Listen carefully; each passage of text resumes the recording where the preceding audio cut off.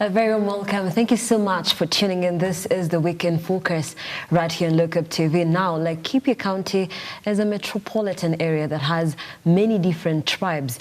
And for many years, violence and conflict have marred the area.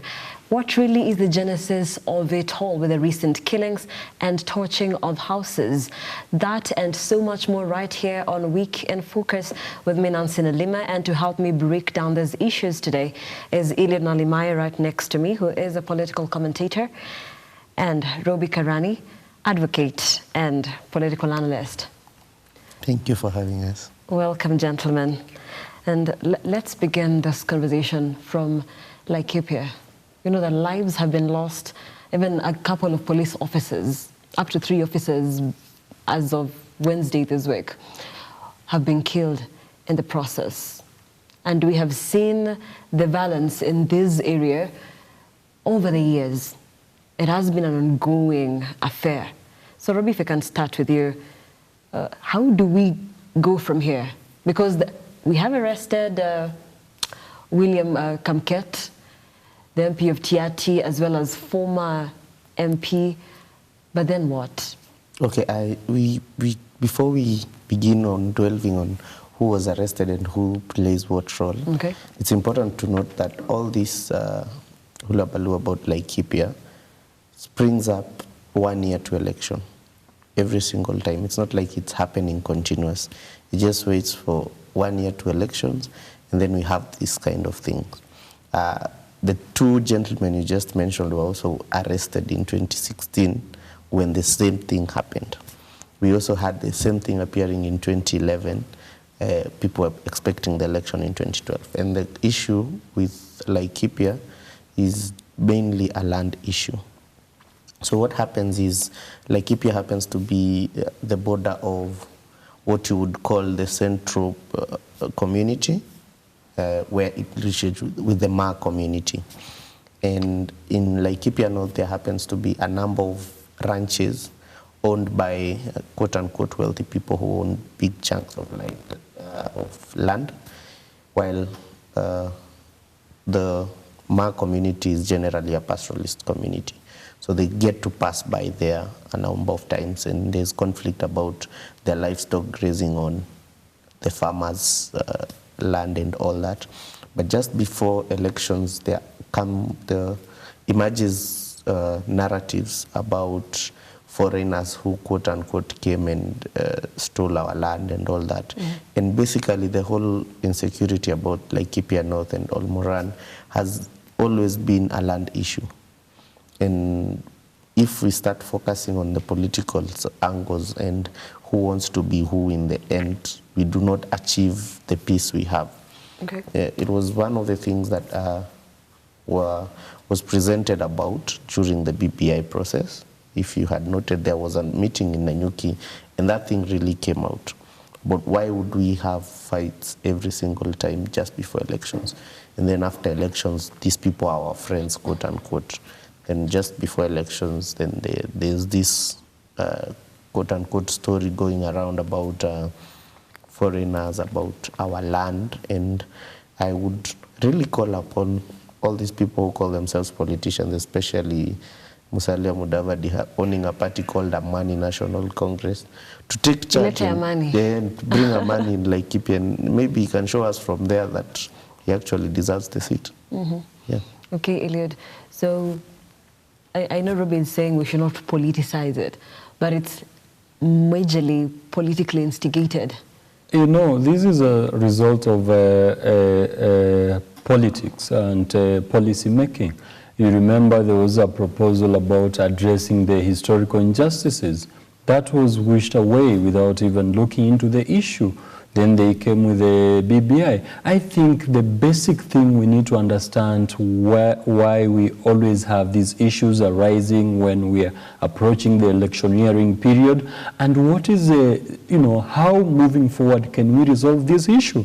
This is an issue about land, as he has said, and we need to address the historical injustices. Some people feel that, their land was taken away, it's owned by a few people, yeah, and that, these are pastoralists, they need land to, to graze their animals. To graze their animals, so, and they feel that it has been given to a few people. Some, we had the other day a cabinet secretary for interior saying that some politician has 15,000 acres of land guarded. Yeah, so majority of the ranches there, they are guarded by security. Yeah, and these people, they want to go and graze, and even the people who are who are advancing these issues and bringing all these issues, the politicians, we have seen some have been arrested, and we wait what will happen, and they have been arrested before, and we have not seen anything. So this is the issue that we must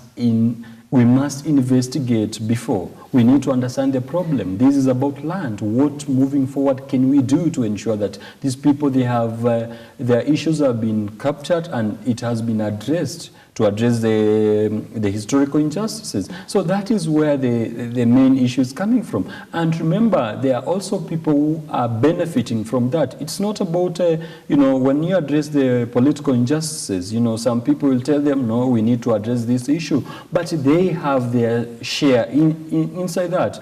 We realize the former, the Lambruquet, is it Lambruquet? The Matthews, the former parliamentary, of that is Laikipia North, was arrested, and that he made some statements pointing to the direction that you are inciting your people. So this issue, the entire issue, and before I address that, yesterday I had the Natembeya saying clearly that these people, they are being financed, they are being supplied with weapons, food, everything, and it looks like this is something that was planned, and it normally happens when we are approaching electioneering period. What is the share of the politician inside that? Are they using that, to war voters to vote for them, or what is the share? So if we address that, we are going to come up with a solution. Okay. And first we need to empower the institutions of government, so that we don't, it's not about whom you are affiliated with when it comes to the, election matters. It's we need to have independent institutions about land commission. They should be independent and ensure that the issues of land have been addressed in Laikipia, and that we have no issue, because this is about wealth and resources. Okay, and so maybe if I can ask, who is fooling who? Because if the Interior Cabinet Secretary says that they actually don't know where these people are getting, Natembeya, he mentioned that they don't know because they're using very high-level machinery, the kind of guns they're using, and that so they are unaware where these people are getting them. I tend to disagree with that, because I believe they know very well where these things are coming from. They have seen them come. Most of the time, I think there's a time we had a documentary about how guns get into Kenya. I think it's just last year, and how we can get that easily from South Sudan, and how that is fueled by the police, and how those get to the hands of the wrong people. So I don't believe, I think it was a reckless statement to say that we don't know where these things are coming from.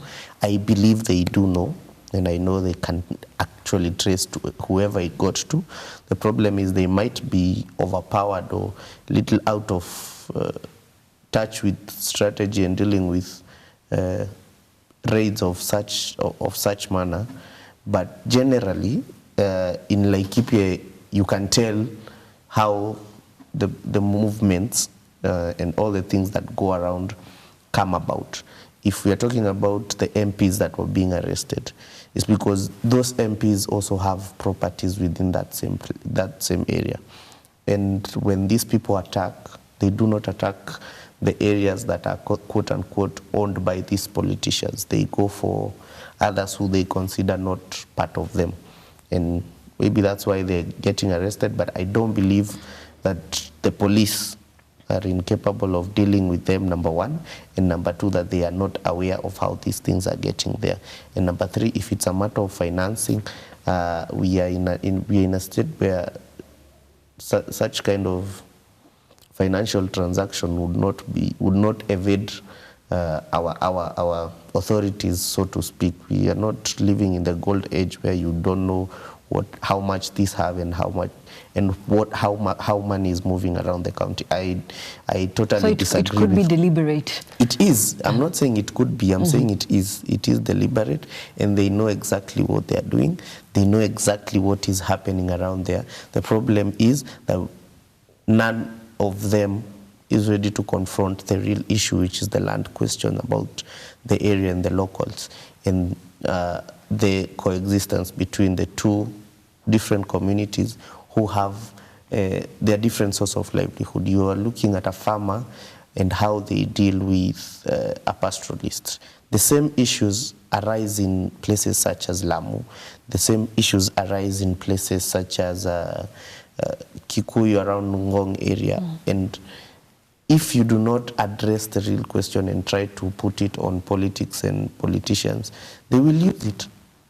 Because it is not by coincidence that these things happen just before election.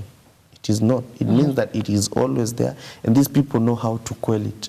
Once the election is done, nobody talks about that issue until we are, quote unquote, close to another election. And my call and my aspiration towards this has always been and will always remain that if you call yourself a leader in this country and you are calling for peace, then start with bringing peace in Laikipia. And if it is a politicized situation, if it comes just close to the general elections, what is in it for politicians if they cause violence? You know, Nelima, you need to understand the politics of this country.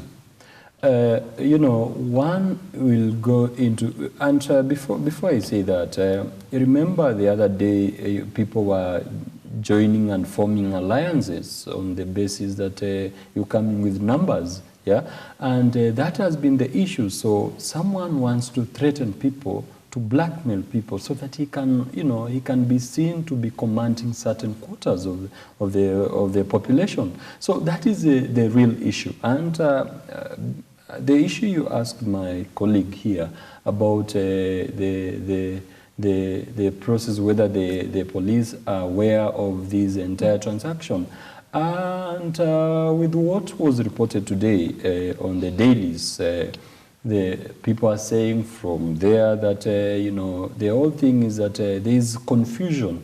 Yeah, there are several units of police there. And they also issue of a structure of command that, you know, they are not being authorized to you know, to kill. Yeah, they are authorized to scare those bandits. So you need to understand. And when when George Natembea says that, you know, some people, this whole process is being funded and, you know, with some people. So this means that they are aware of what is happening, but they are not willing to confront the issue. Yeah, if you are taking you want to fight the bandits out of that place, you know, they are so familiar with the terrains of that area, like Laikipia, and you are taking their police officers maybe with 1 year experience or has gone there for, you know, that is the first time. You know, you need to organize yourself, and when you are not organized, I don't think you are going to win. And when the police officers from the same place, they are complaining that we have poor command structure, we are not getting, you know, our leaders, our commander are not giving us proper instructions, then it tells you that someone must be an informer somewhere, and that the whole transaction, when they link in the politician, this politician also, they are dealing with some security forces. So these all things just, you know, I would say that these all addressing media about issues in Laikipia, this is just being PR, but they are not facing the real issue, and they are aware. They can trace this transaction. They can tell who is funding. If you can trace and find out who is, you know, who is, you know, who is, you know, spreading these messages about incitement or what, then it means you can find the person who is funding this whole process. So it is not true that they don't know and they are not aware. It is that there is no goodwill or there is no political will from leaders who understand, because it is there, they know. It has been there former Laikipia North MP, Lempurkel, he has been arrested over 5 times. So what does this mean? You are arraigned in court, then maybe you're held for a few days and out. So this is it's like a vicious cycle, because it keeps happening. But in the end, they're arrested, they're arraigned, it makes headlines. Then after 1 year, we're back at it again. Okay, number one, we need to start by understanding our criminal system. Mm-hmm. And what we have is what we refer to as Article 49 and 50 of the Constitution, that gives you the right to a fair trial and the right to be presumed innocent until proven guilty. Now, once you are arraigned in court, the court has a duty to give you a reasonable bail or bond terms to be out there, because you're still considered innocent. Now, that's the first thing. The second thing is that during your trial, the prosecution or the state has that honors of proving that you actually did, beyond a reasonable doubt, did exactly what they are charging you with. Now, the question here comes that these people are always arrested and quote-unquote charged with inciting violence. Yeah. Now, how do you prove that a person, a said leader, has incited violence? You need to have the persons who were quote-unquote in the said violence conducting. You prove that there was violence that occurred, and this violence was because of so-and-so, and this is exactly what they did. Now, for Lempurkel, most of the time is because in Laikipia North, as I have said, it's a combination of 2 communities. If you look at the historical, is always a fight between ODM and Jubilee. Last time it was ODM and TNA for the MP seat, and they always win with a margin of just a bit, 500, 1,000, 500,000, depending on who. But now it is assumed and it is taken that Lempurkel is the de facto leader of the Ma community within Laikipia North. So whenever the violence breaks out, it is expected, or it is quote-unquote assumed, that these people, these bandits, will listen to Lempurkel as their de facto leader. He's always the one vying, he's always the one they endorse. So you assume he's their leader, and so you try and get him to police stations, to court, to force him to talk to his people to stop the violence. And it never works, because the question that, the thing that they always rise on is not dependent on this leader. The leader for these purposes and the politicians for these purposes only say what the people want to hear. And so you will try and squeeze him to make the others afraid and make them down their tools. But what you do is just suppress the voice for the real question. Because even if you are to deal with Lempurkel and put him in jail, they will still emerge another leader and they will listen to him. And when he realizes that the question, this land question, is a thing to his community or her community, he will always use that to vie for any political seat, and then you will get to now be arresting this other person. But you have not really addressed the question that brings about this violence to begin with. Nalima, I would want to reiterate my position, and I've always maintained this position. The first thing we need to do is we need to strengthen our institutions of government. We have a criminal justice system. We need to strengthen them. Then we need to to make them independent regardless of the government of the day, that these institutions are working, whether someone is in or not, so that we can't be politicizing these issues. When these institutions are swayed by the government of the day, or rather they follow the government of the day, then it means that, we are not going to realize their independence. And if we don't realize the independence, that's why you realize some politician. The other day, the deputy president was saying that the IG is not doing his job. He's just focusing on politics without, discharging the mandate given by the Constitution, as it is independent office. So these are the issues that we must address. If we have strong institutions of government, things will be done. Criminal system will not be used for political purposes or political gains. You see right now, Lumbricals being, accused of that, and after that, I do not want to be a prophet on this issue, but he will gain some political mileage after this. He will say, I'm being, our people are being pursued for, and this is their resource and which they need to enjoy, and, people will follow him. But he's not sincere. There's no good political will. This is just for purpose of political mileage. So if we had strong institutions, then it means that the process will start from the beginning to the end. Because I understand he has said about Article 49 about the right of the accused person, and Article 50 about the fair hearing. Yes, that is there, but do we have, what happens when we see a case in the, public domain, but then it disappears for lack of evidence? Why do we realize this? Because these institutions, they are not independent. And if they are independent, they are not well resourced or financed, so that they have a good investigation team, so that when they conduct this investigation, they ensure that they have all available evidence, so that to ensure that this person is charged. But if you come with a shady, just to threaten for someone, you can come with a malicious charges, so that you just want to, to threaten this person to go your side, but you are not doing what is supposed. You need to do the investigation, have the evidence available, then go to court, then charge this person, then the justice will take its course. But this issue of shady investigation, this is just for political, threats and, yeah. So. And Laikipia, like many other places in the country, the people who are actually now the source of the conflict, like who actually go to fight, are young people. It's the youth.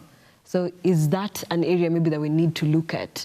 Because these are young people, just like how the youth are used in a different political violence, campaigns, and many other things. Yes, Robbie? Okay, number one, the issue, and mostly you'll find this in ASOL areas, that's semi-arid, and is that once we start developing the idea of tracking our students that 100% transition to secondary school, and finding out where our secondary graduates go from there, has been an issue in those areas, such that the first thing that you fight off in, let's say, Samburu, you will fight off the issue of female genital mutilation. And in their FGM Act is when they have early marriages. So you get girls dropping out from the age of 13 to 10, they're out of schools. Then the young men are taken for pastoralist to graze, and they move all the way from Samburu to Marsabit and come back to Garissa, all the way to Lamu before they come back. So that's a whole year they miss in school, taking the cows around and all that. So once you miss out on this education part, now you first create a gap between the state and the youth block of that area. If you noticed, yesterday the Cabinet Secretary for Finance was reading to us our projections and our value for last year. And there's something that caught my eye, that we had around 3 million students, 2.8 million students in the ECD. We had around 10 million in primary schools. We had around 3 or 4 million in secondary school, but technical colleges had 450,000, universities had 600,000. So what does that tell you? That in a university, you're supposed to have at least 4 years. So that's first year, second year, third year, fourth year. So their numbers should be something close to what we are having in the secondary schools. So but they're so wide apart. So once you lose these people after secondary, or maybe just before they get to secondary, once you lose the young people of that age, their mentality and their source of information is what comes from who they consider their leaders, number one. So once you have that adversarial system, and now you've lost them from school, they're being led by their leaders. So whatever he was talking about, the historical injustices, whatever their leaders hold as what was done to us will be in fact translated to these young people, and they'll be fighting for a cause. Last time when we were here, when we were talking about the issue of Afghanistan, I told you that there's a difference between fighting for money and fighting for a cause. Because our police would go there because they have a salary and they're getting orders from their leaders. But that young person who's getting a gun on the other side has a cause that he believes in, and he will go to all lengths to protect that. He believes that there's land for his ancestors here, and he has been denied that. And that person is worse than 10 soldiers with guns or whatever, because he has a cause he is fighting for. So the issue of the youth, and generally, is because our constitution realizes and notes as youth under Article 255 as either being in education, in training, or in employment. So if you don't have a youth in all those, then you're setting yourself up for failure. We do have to take a very short break, but what are your thoughts on the worrying state of Laikipia County as of this time, with the violence and the conflict among different communities? You can text in using the SMS number 20374 at Look Up TV on Twitter, Look Up TV on Facebook. Don't go too far. And welcome back. Thank you so much for staying with Look Up TV. The hashtag is Week in Focus. Nancy Nalima here, and today on the program we are talking about the worrying state of Laikipia County and many other topics of headlines that are making stories across the country. With me on set is Eliud Nalimai, political commentator, and Robi Karani, who is an advocate and political analyst. Welcome. So I'll just let you, Eliud, weigh in on that issue as we close on it and move on to something else. Thank you, Nelima. You know, first we need to understand why these young people are being used. Remember, if you check into the political system in our Kenya, young people, the youths are not engaged, fully engaged in the politics of the country. So these young people, they feel they don't belong. And you remember, you know, when people, they feel they don't belong, these people are hopeless. These people, they have nothing. These people, they don't know where to go. And this is also contributed by the education system in Kenya. We are training people, we are taking people to universities, but we are not thinking or contemplating about after university, what are these young people going to do? What is the importance of our education system? After university, what else? You know, we are just concentrated there. We are sending people to university, but we are not ensuring that after university, these people, we are preparing them for their future, for employment. If there is no job, they can create their own job, so that they are engaged. But these people, when they feel so disengaged, they become angry. They become angry with the politician, but they don't know how to, or where to take their anger. So these people, they are so frustrated, they sit there. And when these, some people want to use them, these groups that come in the name of, using them, they give them a small token. These people, these young people will be moved by those small tokens, and they don't care about their future because they don't have any hope. So these young people, you'll see them being recruited by these malicious groups, and given these, firearms, then they are directed to go and execute some orders, and to the advantage of someone who is there. So the whole problem starts with the leadership, If we have leadership that do not concentrate on the real issues, that they don't care about the young population, the leadership that do not look into the issue of education system, so that these young people are empowered after university or after school, they can have something to go to, then we will realize these things, they will continue happening because we are not offering a solution. So these people, they find some tokens, they feel that they are being engaged and they feel they belong, and then they can do things that you can't even imagine. So that is where the problem starts. And now let's switch gears and look at the Mount Kenya politics, and specifically the Jubilee Party, which seems to be falling apart. And this week, Kirinyaga Governor Anne Waiguru, she mentioned that she's going to listen to the people, the voice of the people of Kirinyaga, that she's not going to make a rushed decision. And addressing after the BBI issue, then it's time for Jubilee as a party and even just Mount Kenya region to think about which horse now to back, given that after the BBI failure, then they could be vulnerable. Robbie? Well, number one, I don't consider BBI a failure. I think I have reiterated that as much here. Okay, it's moving ahead, so... I do not consider it a failure, because we are having that conversation about the things that are really in it for the Mount Kenya region. And now, number two, Governor Waiguru happens to be the governor of my grandmother. So I consider her partly my governor in one way. And what she's saying is not news to us. We have seen this pattern over and over again, that political parties are just vehicles to attain power and to get into government. In 2002, we had NAC. It fell afterwards. In 2007, the same president had PNU, but it fell apart right thereafter. In 2013, we had TNA and URP.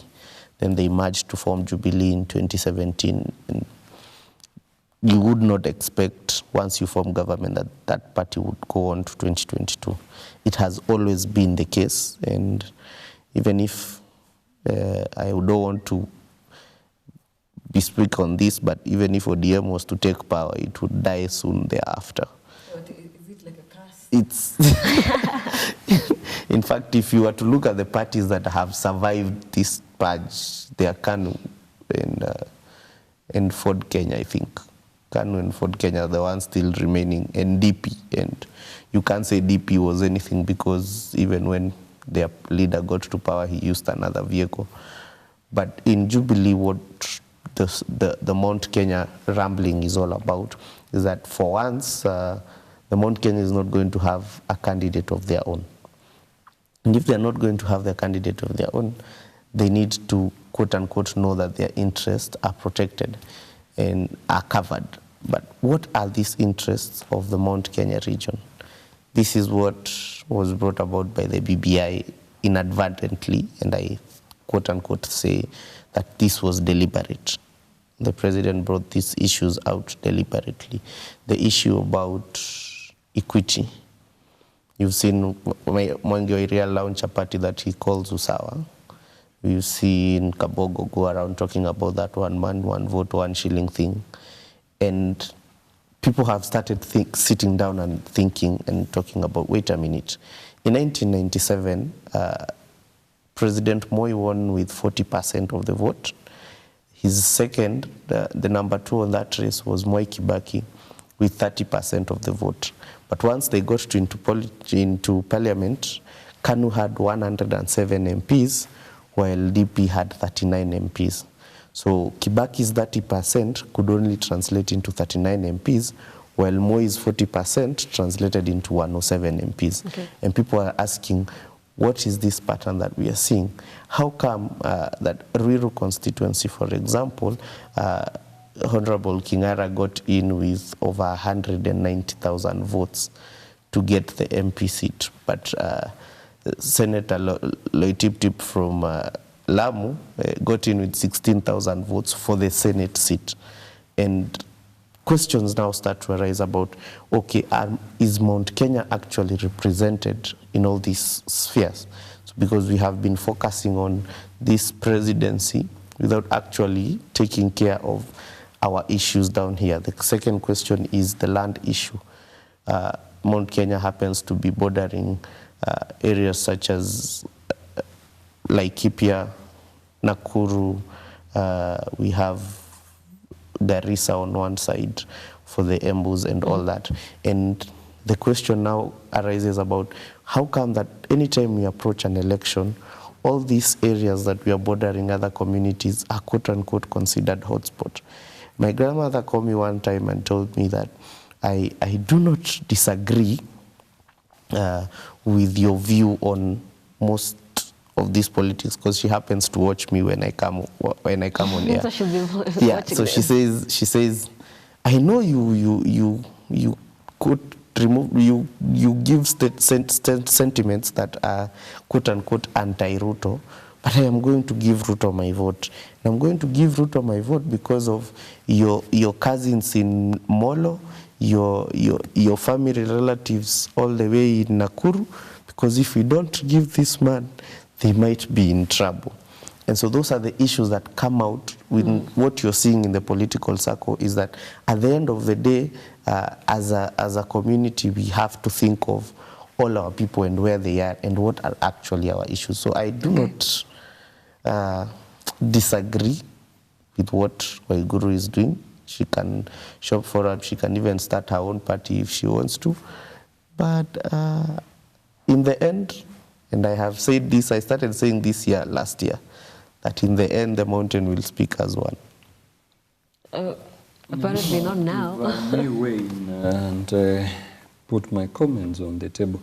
I think the first thing we need to understand is political party democracy. That is also a problem, and also we need to understand about the politics of this country. It is about what I'm going to get from this government that is coming in place. So that is really the issue. So it's not about Waiguru telling us that you know, he's going to console the people. That is not true. This is someone who wants to find an outfit that will take care of her interests, personal interests, not about her people. And also, it could be a scheme, I mean. You remember the other time when the issue started, when she was going for impeachment, and you know, she approached some. I saw her at the Capitol Hill, and after a few days, she was not impeached, and after a few days again, she was seen supporting BBI in full force, and those things went into the sand. We couldn't hear anything about her allegations, and now some politicians were, you know, suggesting that you just need to sit down with your counter assembly members so that you mediate and find a solution. So to me, sometimes people are using these political alignments to, you know, to secure their interest, and if they have allegation, you see the allegation she had during the impeachment, those allegations, I would have wanted to see those allegations being investigated and justice be served to the people and to her. But, you know, these issues, you know, the other day she's saying, I think I'm reconsidering my my alliance that moving forward in 2022. I need to have, I need to be advised by my people where I'm going to, and I'm not really going for this because the ground is not accommodating when we talk about the BBI. and they were the one to benefit. And then after 2 days or 1 day, she's seen at the EACC, and the case is being revived, and that she is being accused of these issues that was raised during the impeachment. Right now they are finding their way, and I hear that she could have been recommended for prosecution over the allegations, and then we see other alignments saying that well, you know, we are here wooing these Waiguru to join our alliance. You know, that is the issue that we need to face right now, that sometime I will go to this alliance so that I can garner some sympathy votes or so some sympathy. It's purely out of interest. Out of interest, okay. Yeah. So, and following the summoning by the Ethics and Anti-Corruption Commission, the EACC, and Anne Waiguru claims that it is a political witch hunt after she said that they need to go back to the drawing board after the alleged failure of the BBI. Yeah, many people have claimed this, you know, when the MP for, that's Rigathi Gachagua, when he was being followed by the, you know, EACC, yeah, he says that, you know, I'm being, you know, persecuted, politically persecuted because of my stunt in politics. And we have seen many people when they are being attacked. We saw the cabinet, was it the cabinet secretary that is for the treasury, when was sent home, some people are saying our people, you know, our people. So these all issue about our people, that is what is affecting. And as I said, if we had a strong institutions of government, we could not be seeing this, because it's not about where you belong. It's about what you've been accused of, and then the justice process to follow its course. So that is the point that we are missing. When yes, sir. I tend to disagree. I'm not holding Waiguru's brief. Maybe she will hire me later, but I have not been instructed by her to say this. But we need to understand the process of EACC in terms of their summoning.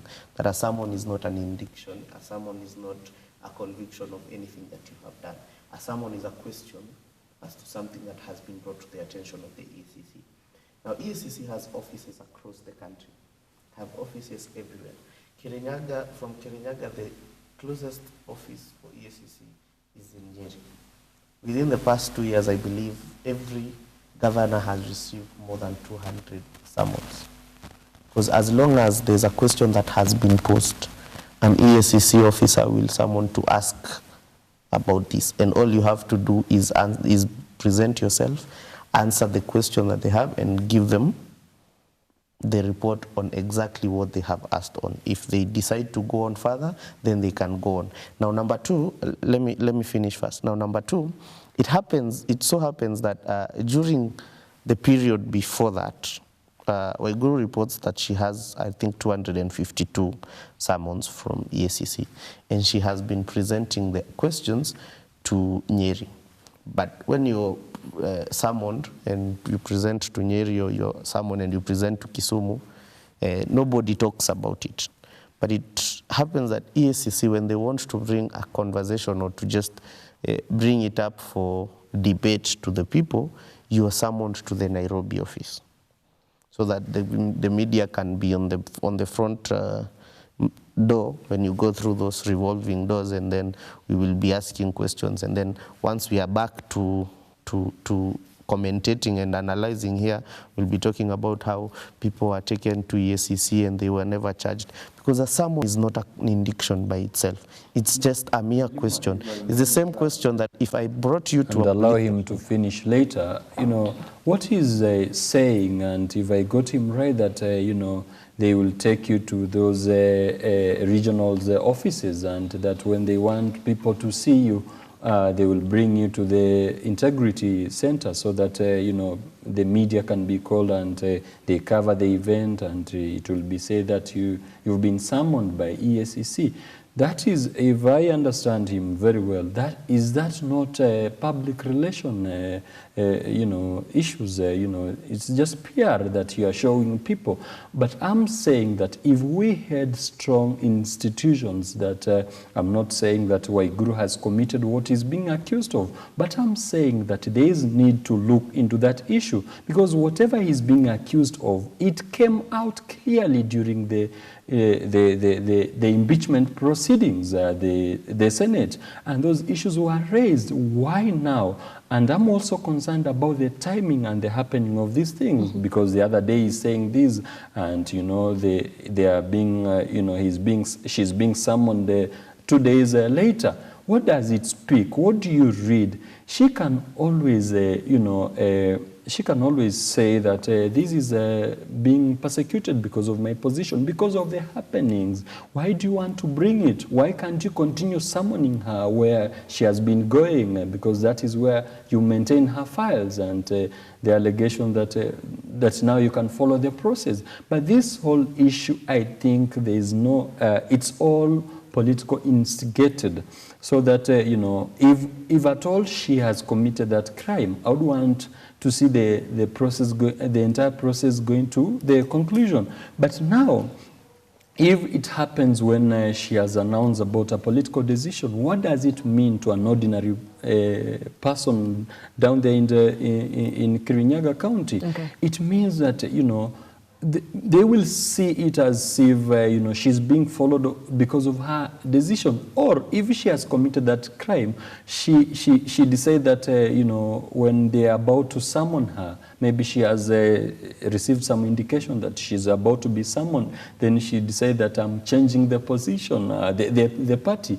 And then when they summon her 2 days later, she says, you see, I'm being politically persecuted because of what I announced the other day. So this entire thing should not be seen if we had strong institutions, so that, they do their job independently. Okay. They summon you wherever they feel. It's not about media publicity. It is about the entire process to the latter, to the conclusion. So that is the thing I'm proposing. Mm-hmm.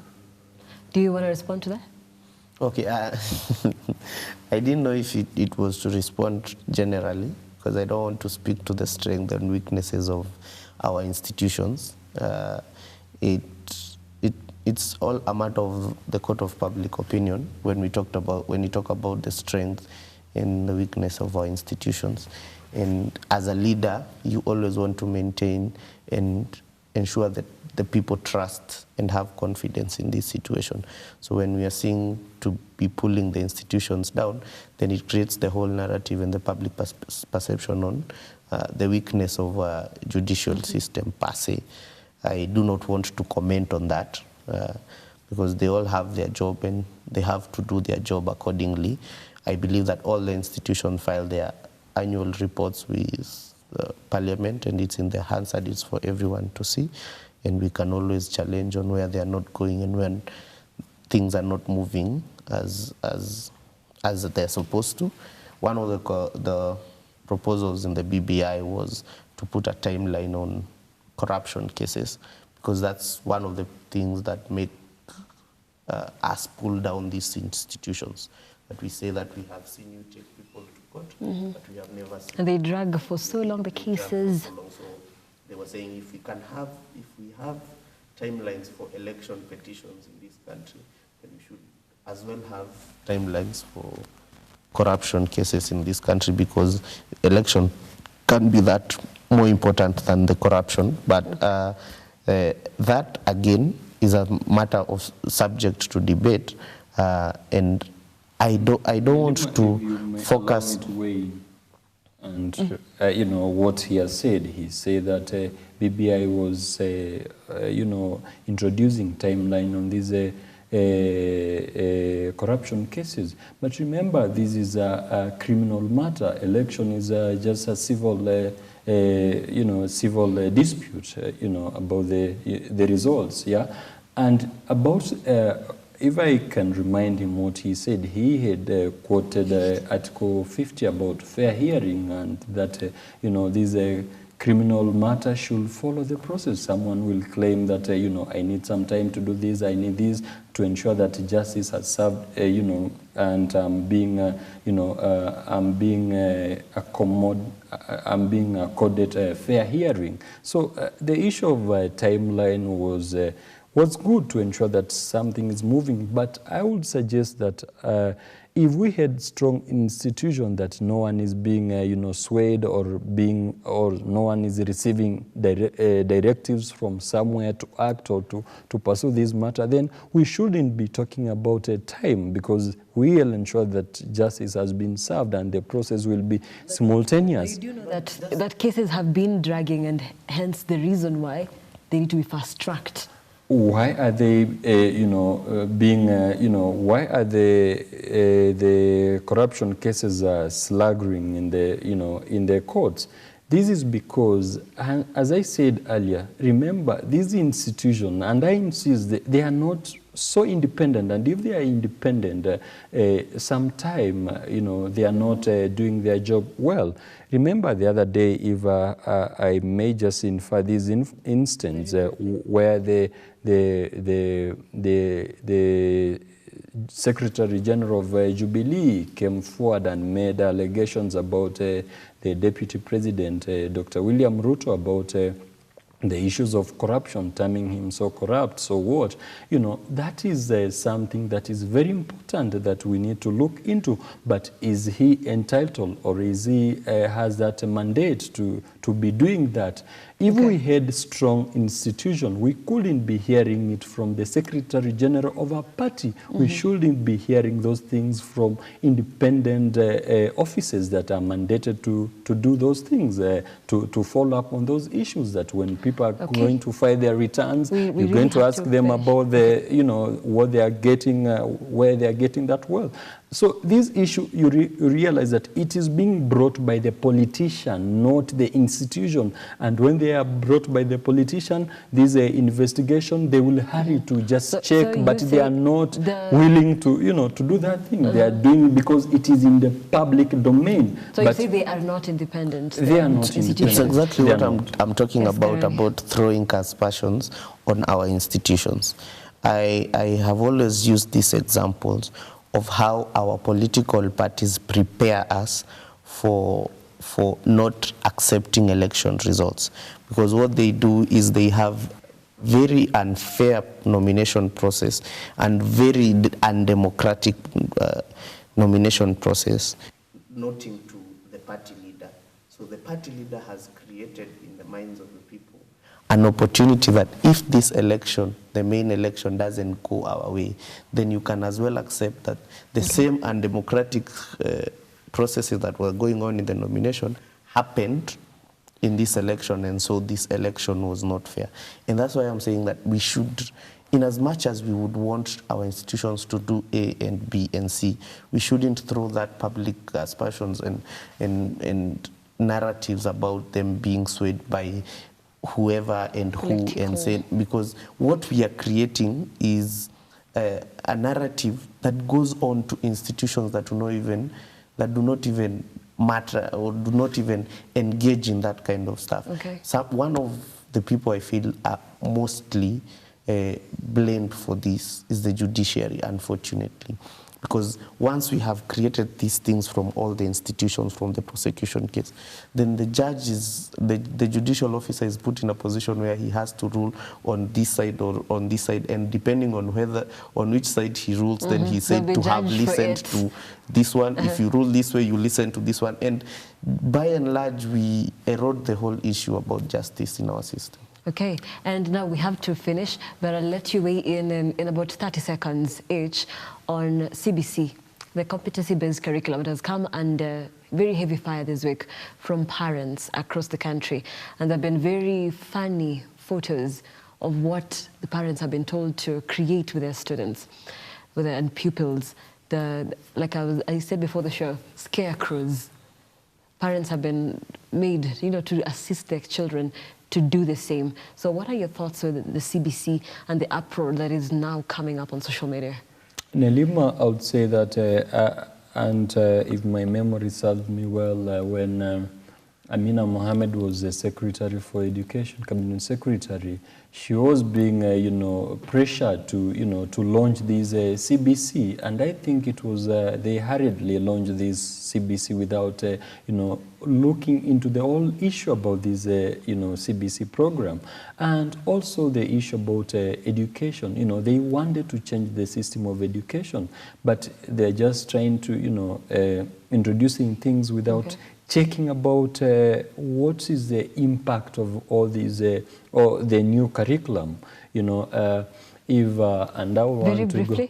Yes, and I want to look into as international community, and Kenya, I understand we are part of East African community, and I saw the song about, fully integrating and, doing away with the border restriction, and that people can work anywhere they want to.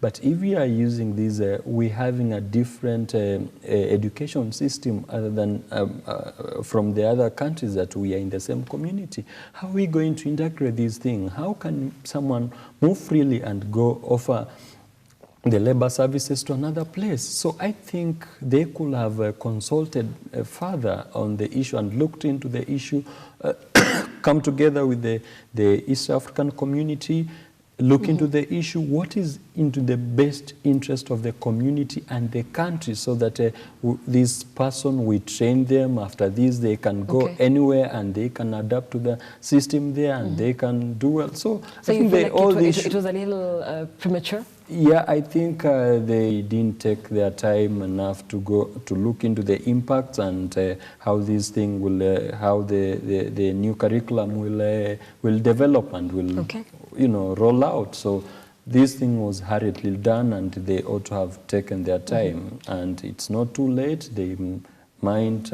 might find a solution right now. Okay, Karani, in 30 seconds. In 30 Don't seconds. take 2 minutes like you did. Okay, in 30 seconds, I'll say this, that one of the steps in policy making is called confronting the trade-offs.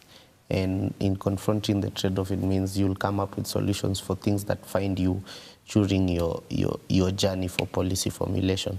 So at this stage, we are having the rollout of the CBC faced with two problems. The number one problem being the participation of the parents, which I do not consider to be a wrong thing. I do not consider it to be a problem. It is the parents' duty to actually engage with their children. And the number two is inequitability of resources, that whatever they are being asked for cannot be afforded by every parent. And that's something I actually feel for. So the solutions moving forward should not be that we scrap off CBC because of A and B. The challenges. Yeah, we should be looking at what solutions can we offer to what is currently existing. If it's a matter of materials, it should be that whenever the children are reporting to school, then we should actually have a budget of every material that they are going to be to use, rather than come out the middle of the night and ask for manila papers and all that. But generally speaking, I do not have that quote-unquote bad urge towards CBC. I expected some problems moving forward, and we, as leaders, we can always sit down and look for solutions. And there is a reason why we moved from the 844 to now. You can tell. If I go to some of these schools, I've gotten the fortunate circumstance of playing chess with kids, and in my whole life I always asked that if I could be given these opportunities as a child, then we have probably developmentally faster than most of our developing nations. And it's something to look forward to. And if you see me in your school, just know I'm coming to play chess with you. Okay, thank you so much for being part of the conversation. Robbie Karani on the far end, advocate, political analyst, and Elena Limai, who is a political commentator. I am Nancy Nalima. This has been the Week in Focus. We have been looking at the worrying state of Laikipia, the falling mountain, and of course, the CBC that is causing an uproar across social media. Do have yourselves a lovely evening.